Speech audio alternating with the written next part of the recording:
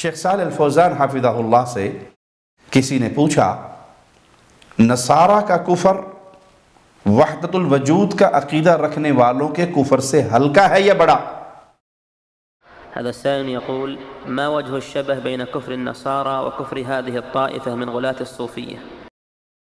تو سماحت الشیخ صالح الفوزان حافظہ اللہ فرمانے لگے لا، كفر النصارى أخف من كفر وحدة الوجود، لأن النصارى يقرون أن هناك رب وعبد، يقرون بأن هناك رب وعبد، أما وحدة الوجود فلا يقرون بهذا التقسيم. نعم. نصارہ کا کفر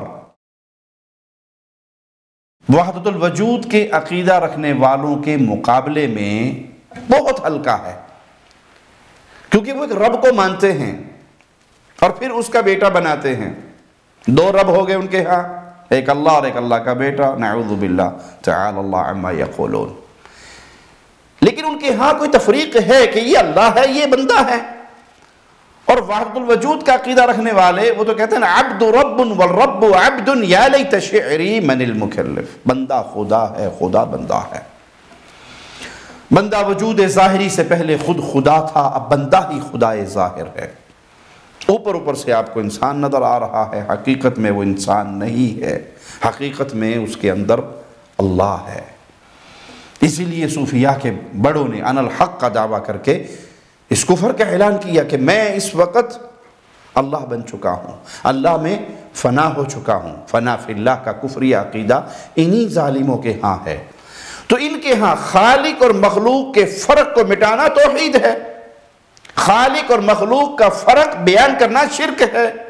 اس لیے موحد اس کو کہتے ہیں جو خالق اور مخلوق کا فرق مٹا کر یہ کہے کہ ہر چیز وہی ہے، ہر چیز میں اسی کی صورت ہے، ہر چیز میں اسی کا رنگ ہے، ہر چیز اسی کا روپ ہے، روپ مختلف ہے۔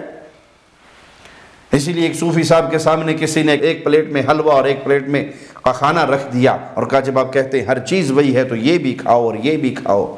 صوفی صاحب لکھتے ہیں کہ اس نے بشکل مولوی حلوہ کھا لیا، پھر ابن الوقت کے مقام پر فائز ہونے کی بنا پر اس نے اپنے آپ کو سور کی شکل میں ڈھال کر پھر پخانا کھا لیا اور کہا یہ بھی وہی ہے وہ بھی وہی ہے۔ ایک صوفی صاحب نے لکھا ہے کہ ایک ہاتھی بان ہاتھی کے اوپر بیٹھا ہوا آ رہا تھا اور آواز لگا رہا تھا، ہاتھی پاگل ہو گیا، اس کے سامنے کوئی نہ آئے۔ تو صوفی صاحب ایک موحد جو صوفیاء کے موحد ہیں وہ آ کر کہنے لگے کہ پاگل ہے خدا کو خدا سے ڈراتا ہے، جو وہ ہے وہ میں ہوں، جو میں ہوں وہ۔ تو شیخ صالح الفوزان حافظہ اللہ نے کھل کے یہ بات کہی کہ وحدت الوجود کا عقیدہ رکھنے والے کفر میں نصارہ سے آگے بڑھ چکے ہیں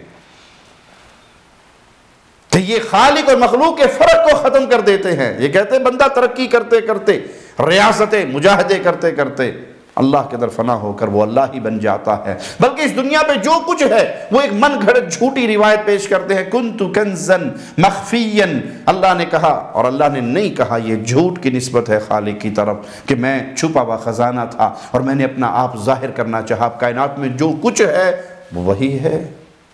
یہ مثالیں باطل ہیں کہ آپ ایک لکڑی پہ کپڑا باندھیں، اس پہ آگ لگائیں اور گھمائیں اور زور سے گھمائیں، وہ شعلہ دیکھنے والوں کو ایک دائرہ نظر آئے گا، ہاتھ روک لیں گے تو دائرہ ختم ہو جائے گا، دائرہ دکھائی دے رہا ہے حقیقت میں نہیں ہے۔ اسی طرح یہ کائنات نظر آ رہی ہے، حقیقت میں کچھ نہیں ہے، یہ سب کچھ اللہ کا وجود ہے۔ اللہ نے عرش کے اوپر سے لا کی تلوار چلائی، عرش لا، ساتوں آسمان لا، ہوائی فضائی خلائی سب لا لا لا۔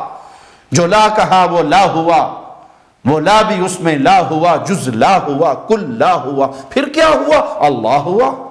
کچھ نہیں ہے کائنات، جو کچھ ہے وہ اللہ ہے۔ نعوذ باللہ ثم نعوذ باللہ، یہ کفر کا عقیدہ ہے۔ ہر لمحہ قرآن اور سنت کا ترجمان، فضیلت الشیخ توصیف الرحمان۔